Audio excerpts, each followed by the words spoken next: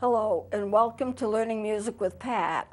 You know, I've been trying to teach you basic notes, and from that we go on to playing some simple things. Today I want to show you two more notes that I haven't showed you before. I haven't paid much attention to them. I've just mentioned them in passing. But I thought what I'd do first is to start out with three charts that I recently made, showing you the notes that are available for the recorders to play, or recorder-like instruments. Most of the recorder-like instruments are 2 octaves, and they do play some sharps and flats, although we generally use the C melody recorder here, in which it is not geared for sharps and flats, but it can play a few. So I want to take a look at these charts here and talk about what is available to the recorder to play, just to show you. So if we can kind of scan this chart right here. Good, thank you very much, that's good. Starting off with a low C, which is over here on the left-hand side. And what I've done is I have put in the basic notes and some of the sharps and the flats, which the recorders tend to be able to play. Now, not all of the sharps and flats that are available, but the ones that recorders tend to play and do well with. So you start with the C, D, E, F, and then the F sharp right here. Then G, G sharp, A, B, C. Now that's going to be a full octave. Then the C sharp, D, E, F, F sharp again, which is an octave from here. Then the G, G sharp, and A. And then instead of going above the A, because the B and the C are hard to get, I left those out. So we start with the A flat. Going down you use flats, and going up you use sharps, because a sharp raises a note by half a step, and a flat flattens a note by half a step. So from this A, we go to the A flat, G, F, E, D, C, B, and B flat.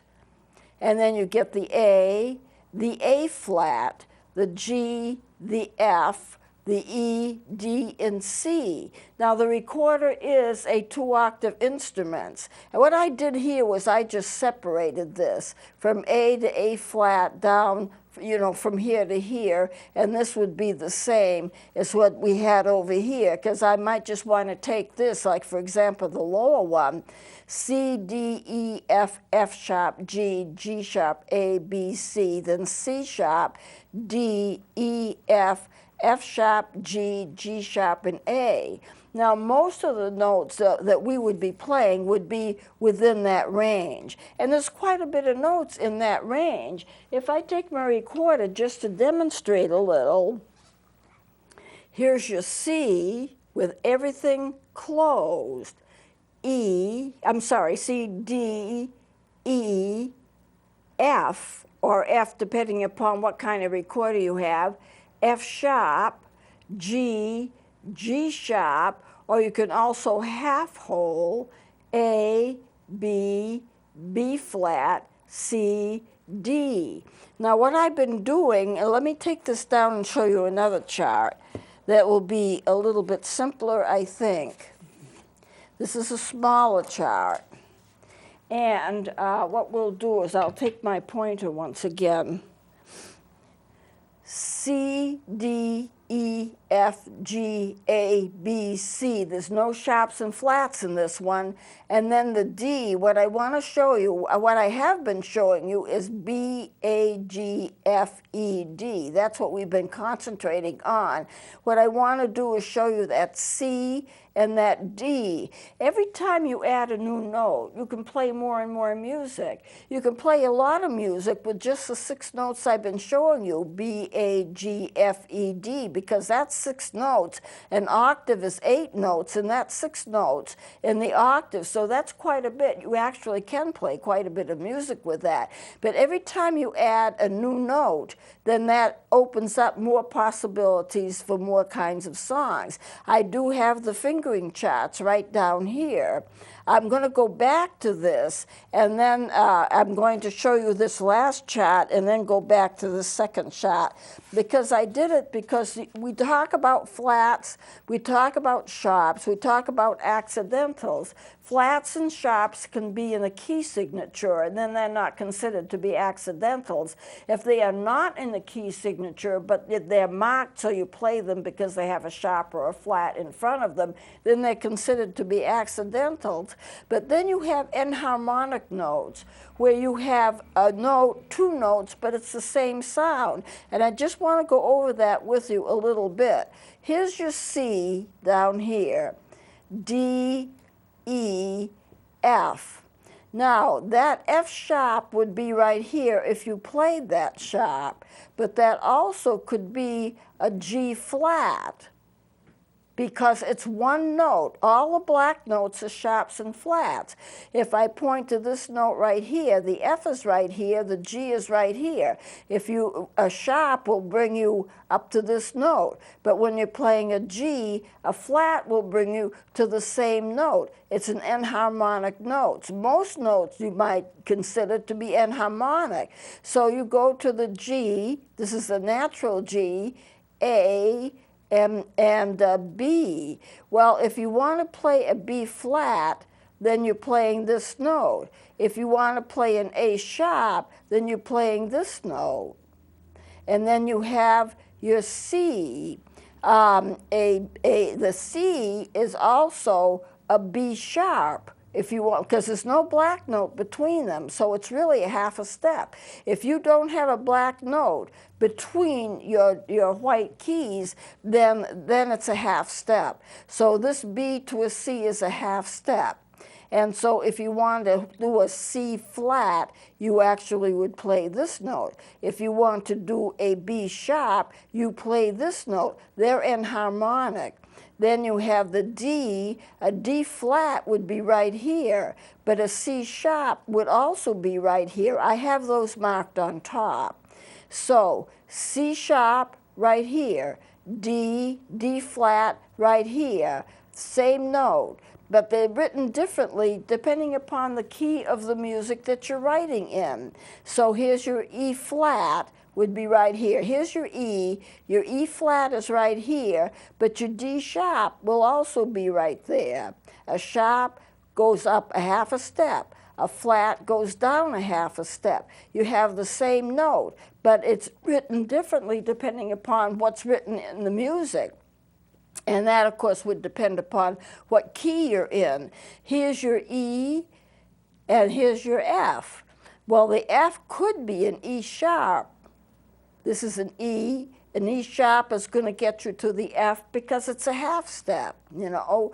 Then you go to the G, and the same thing's going to repeat. This is going to be a G flat, or this is going to be an F sharp. The same thing. These are enharmonic notes. Here's your G, A, B, and that B can be flatted, or it can be the C can be flatted to a regular B, the B can be flatted, the A here can be sharp. You have the same note. So if you stop to think about, there's such a variety of what you can play in music, not only just the notes, but all the flats and the sharps.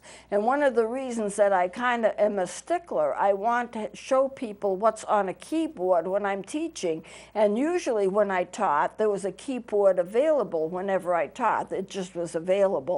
But not always. And in that case, I either brought a little keyboard or I brought some charts, because I think that music teaching, you know, I've heard a lot of students play and I've been disappointed at the way they've been taught. It's not that they haven't practiced, it's not like they're not trying, but the fact is that they're missing a lot of musical education because they don't see how everything fits. They don't see how notes fit together. They don't see how flats and sharps fit together. It's like they play an F sharp, they know how to finger it, they play the F sharp, but how does it fit with the F? How does it fit with the G? How does it fit to the notes around it? So a keyboard can show you that. In the enharmonic notes, you have C, D, E, F that can be sharp or you can have a G that can be flatted. This can be sharp all the way up the scale. You can have, and this is like a two octave scale, you can have sharps and flats. And when you do that, all of the notes kind of fit together in a pattern. So, and if you take a look here, though this is a smaller part, I don't know if this will scan in well because it is so small, but C, D, E, F, G, A, B, C, then D, E, F, G, A, B, C. Here's your 2-octave range if you're going to write it out in a manuscript form. But in doing it this way, you can see the keys and you can see how they work together, and you can see you can raise a tone and you can flatten a tone and have it end up by being the same note. Now I want to take this down and show you this other chart because this is the one that we would be working with the most. Without the sharps and the flats, C, D, E, F, G, A, B, C, D, and then going down, C, B, A, G, F, E, D. Now this is what I want to show you today in terms of the notes. I've been showing you the B, A, G, F, E, D, and I'll do it on the recorder just for reference now.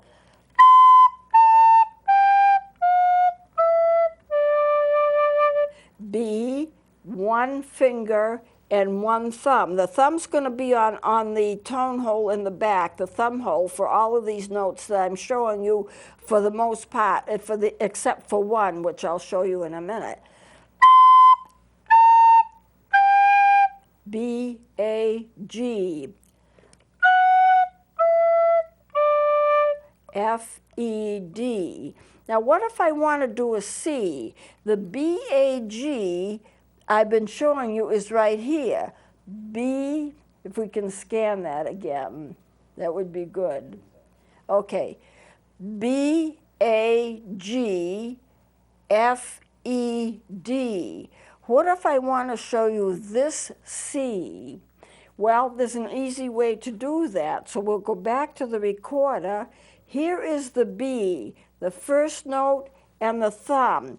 In order to get that C, which is one note higher than the B, you take that off. You take this index finger, first finger off, and put the middle finger down. So now, this note is not covered. This hole is not covered. With your B, it's covered. With your C, you pick it up and you put your middle finger down. That note is no longer covered. Now you have the C.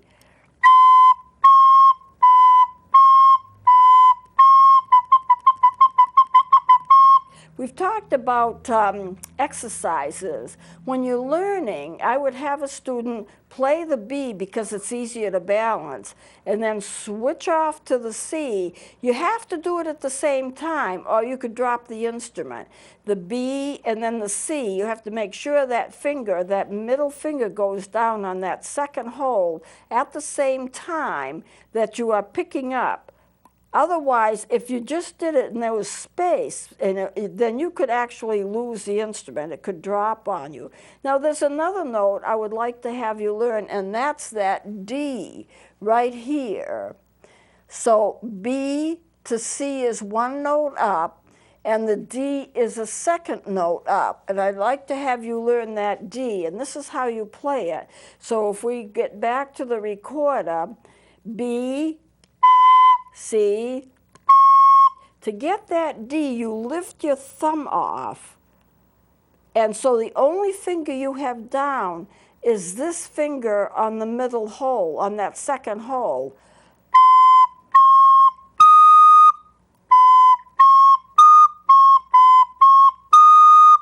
Now, what makes that tricky is the fact that what are you going to balance your instrument with? Here you have that D, and you don't have any other fingers down on your left hand. But what you're balancing with is the fact that your mouth is there, and you're going to keep your little finger, or maybe two fingers on the right hand down, with the right thumb on the back of the instrument, and there's your balance. I have the little finger down, you know, and I have that right thumb below on the other side of the instrument. If you couldn't do that, you wouldn't have any balance in the instrument and you would drop the instrument. But once you get used to this, it's not so hard.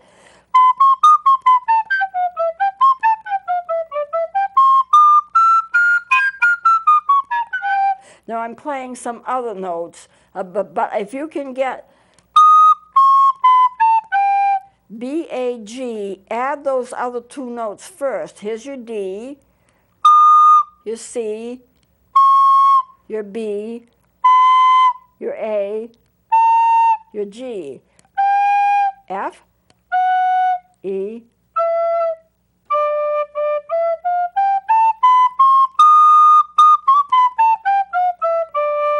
now, once you get to play those notes, there's a lot of music that you can play. And what I'm going to do now is I'm going to take I have some music written out, and I want to show you. There is a song.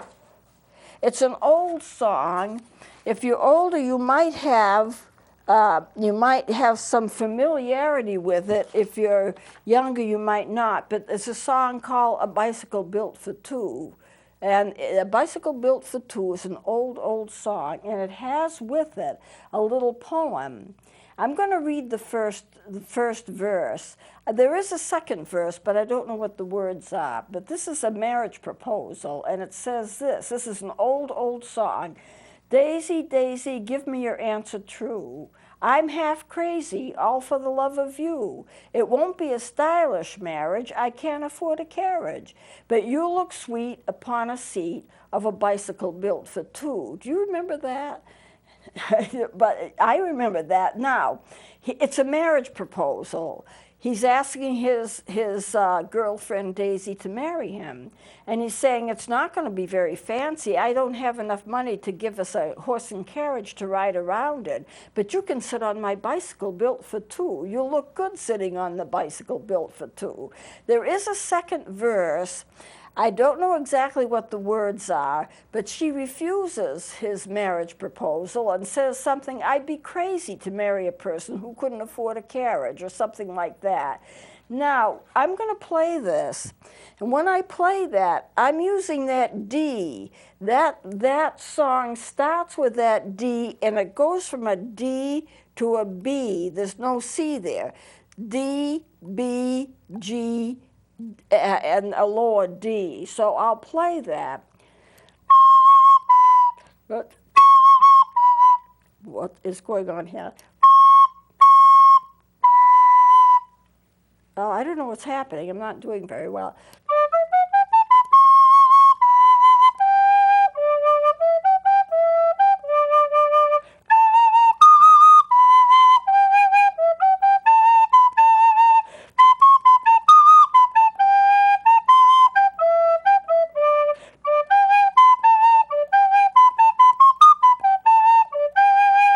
That's the whole song. It starts with that high D. These four notes. So the way that you would finger it is this D, I take all the fingers off, then I go to the B, and then the G, and then the D.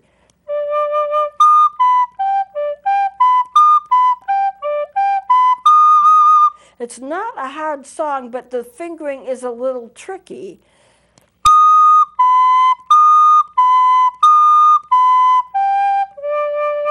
Now, if you were learning exercises, and what we'll be doing is exercises, what you would want to do is take that D and that B and that G and that D. It's an arpeggio. An arpeggio is like a chord, but woodwinds can't play chords because you can only play one note at a time. So what you do is you play the notes separately, but it's written that way. So your D,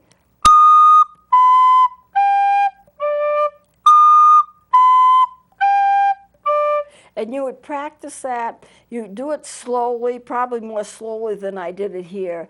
And then you go on and you do it more and faster until you get it up to the full size, to the full speed.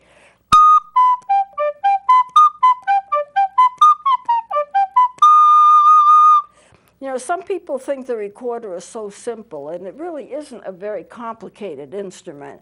But in order to play it right, it still has some tricky fingering patterns that you have to learn. But you would take the D, and I've showed you what the fingering is, and then you mix it, and you put it down to the B, and then you go down to that G, and then you go down to the D. D, G, B, and then D again. I'm exaggerating how far I take my fingers off, not that you would take them off that high, but just so you can see D, B, G, D, D, G, B, D, okay? And you just play it.